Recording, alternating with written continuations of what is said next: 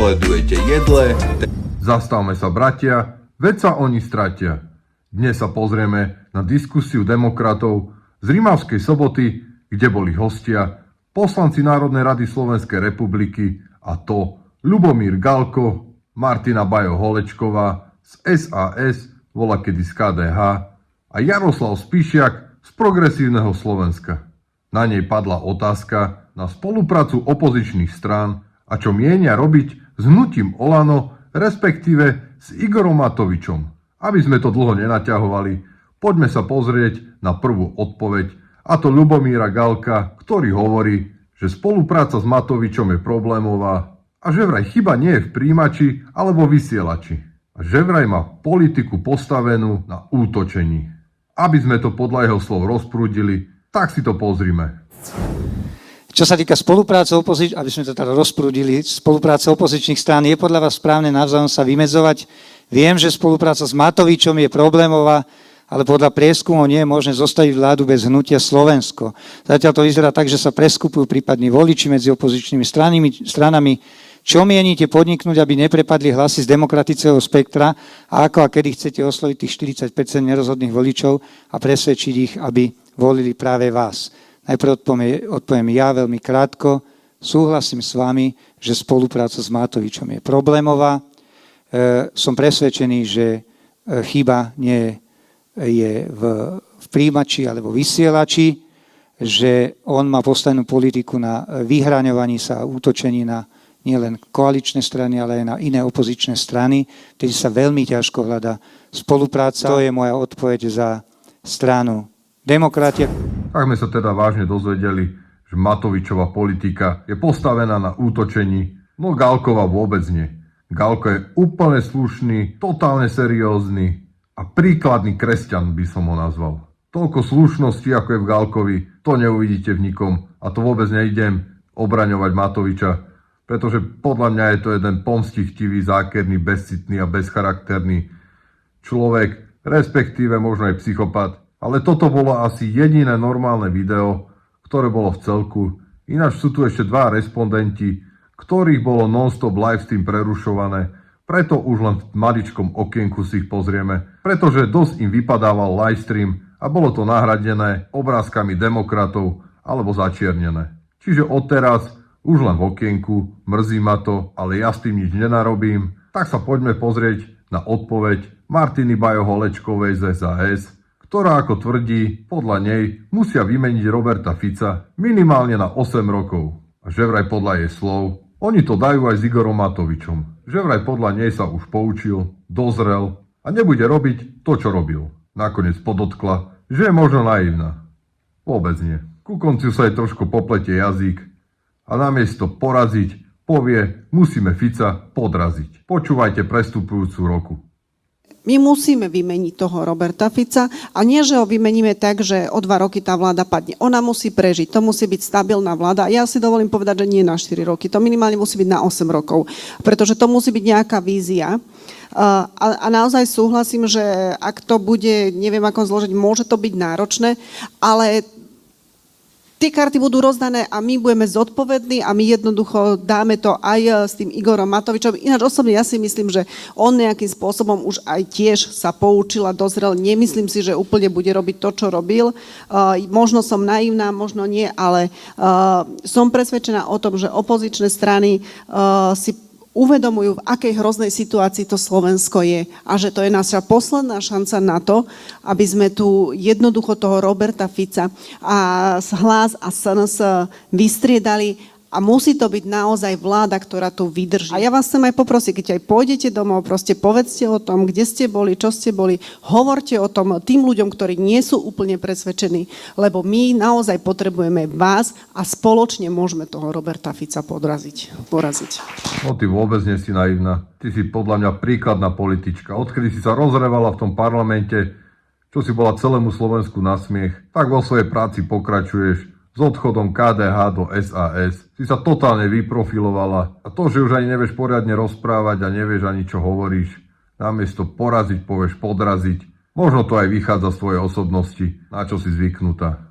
Ale poďme sa pozrieť na tretie video, a to odpoveď Jaroslava Spišiaka z progresívneho Slovenska, ktorý mal najzaujímavejšiu odpoveď ohľadom Matoviča a ten tvrdí, že Matovič je problém. Kade chodí, kritizuje nás a ponižuje všetkých, čo tu sme.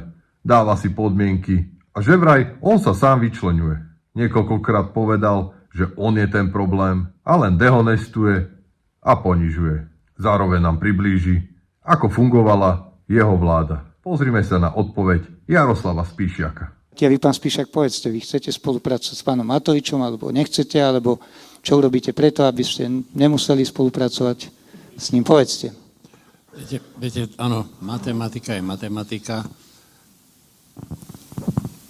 Parlamentná väčšina je 76 poslancov a viac. A pán Matovič je problém.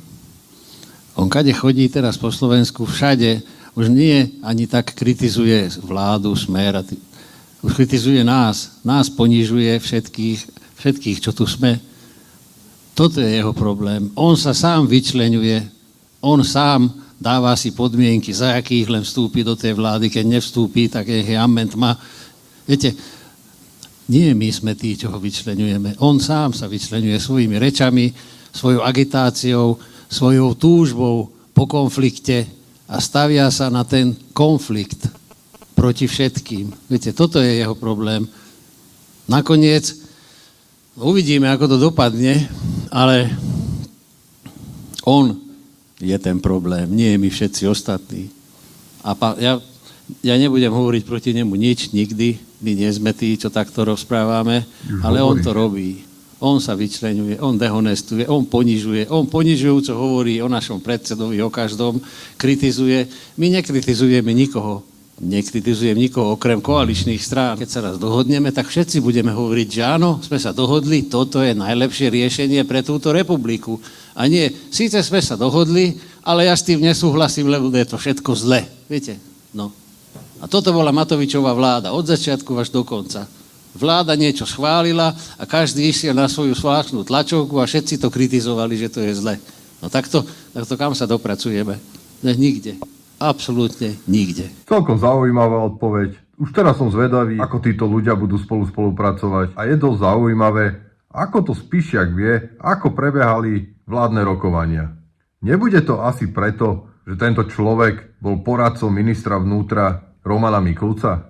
O čom aj sám Igor Matovič veľmi rád rozpráva, že za ním prišiel Spíšiak a poďakoval mu, že ako jediný rozviazal polícii ruky. A boli že vraj slobodní vyšetrovatelia, lenže Boh vie, ako to myslel, že slobodní. Slobodní od zákonov, preto sa dialo to, čo sa dialo, že zomierali toľkí ľudia vo väzbe, že boli obvinení toľkí ľudia a potom púšťaní na slobodu. Tento bordel mal vlastne na svedomí Spíšiak aj s Mikulcom, pretože on sa aj sám prizná v ďalšom videu a Matovič mu to z parlamentu iba potvrdí. Sledujte. Policajný zbor musí byť v symbióze, musí navzájom pomáhať. Jak som to raz povedal, to musí byť aj orchester. Keď jedna trúbka, jedny husle hrajú falošne, tak vlastne celá hudba je falošná. Čiže takto to treba budovať komplexne a to môže robiť len ten, kto sa v tom vyzná, nemôže sa robiť chaoticky. Ja som toto chcel urobiť ako poradca ministra počas vlád Igora Matoviča. Lenže smola bola v tom, že prišli covidové krízy, ukrajinská kríza, každý rok sa rozpadala vláda a v takejto situácii tu presystemizovať ľudí cez celé Slovensko nebolo možné. Čakal som, že možno od januára rozpadala sa vláda. Viete, ja som to raz zažil v roku, jak to hovorí pán Galko, v 10 až 12. Už asi veľa hovorím. Bola to prvá vláda počas nášho obdobia, kedy prvýkrát, a to hovorím podľa slov vášho kolegu Jaroslava Spíšiaka, kedy prvýkrát historicky boli vyšetrovatelia naozaj slobodní a slobodne mohli konať. To povedal váš šéf, neviem, pre bezpečnostné otázky, alebo ako máte, Jaroslav Spíšiak. Zaujímavé. Čiže vlastne obidva sa priznali, že to tam celé riadil Spíšiak, celú organizáciu, všetko mal na starosti asi on, keďže to tak vyzeralo, ako to vyzeralo. A je dosť sranda, že Matovič sa vlastne chváli tým, že k nemu prišiel vtedy jeho poddaný a poďakoval mu, že si môže robiť, čo chce. Pretože tam si aj robili všetci, čo len chcú.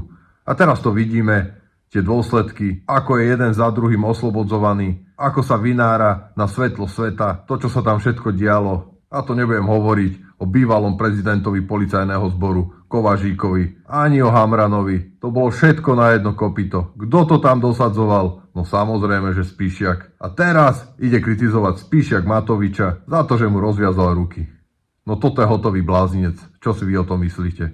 A nič, len obozretnosť, spravodlivosť, odvaha a správna miera. A dúfam, že títo ľudia nikdy nebudú už riadiť Slovensko, pretože znova tu bude iba jedna veľká psychiatria. Boh nás ochraňuj od tohto zla. Majte sa. Ahoj. Informácie z prvej ruky.